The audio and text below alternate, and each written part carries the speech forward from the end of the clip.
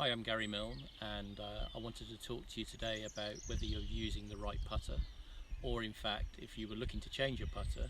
By the end of this video, you should be in a more informed position to be able to decide what's right and what's wrong for you.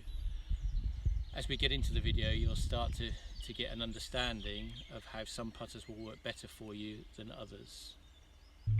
Before I get into talking about the different styles of putters, we have to firstly understand about the two different techniques that generally go on. So first and foremost, you'll get some people who keep the putter face facing their target line throughout the backstroke and throughout the follow through. Secondly, you'll get people who have their putter moving on a very faint arc, so the club face is beginning to open very slightly and closed. So when you're making a stroke, and what I'm looking for when people are asking for advice is what's happening with the line here on the back of the putter. And during the stroke, if you notice that the line, for most people, majority, I would say 99%, you get the line would move on a very faint arc, so it appears to open, you'd make contact, and then it would close. For some people, that line might come straight back and straight through to the target. And this is where the two different styles of putter come into play. So for people whose putts, they keep the line coming straight back and straight through to the target, what they ought to be looking for is something that's what we call a face balance putter. If I rest the putter across my fingers like so, you will clearly see that the putter face is pointing straight up to the sky.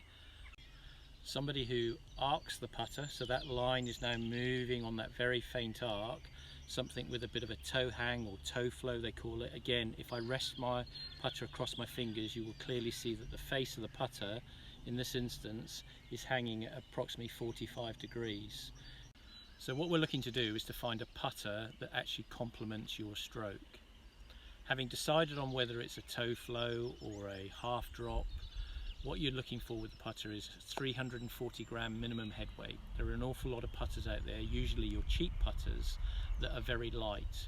Problem with a light putter is that the putter will tend to wobble during the stroke, and secondly, if you've got a long putt, you'll find that you've got to get physical with that putt. Problem with that is I've lost all the feel with those long putts, so heavier is better, and yes, unfortunately it comes at a bit of a premium. You'll pay more for those heavier putters. The other consideration with putters is whether you've got the right length of putter. What I'd be looking for is for the putter not to be too short. If the putter's too short, your arms almost disengage with your shoulders. I'm looking for a putter to be long enough that I feel that my arms are being pushed up into my shoulder blades, and therefore I'm creating what feels a solid unit, and that everything is being operated from by my shoulders and pivoting around my neck.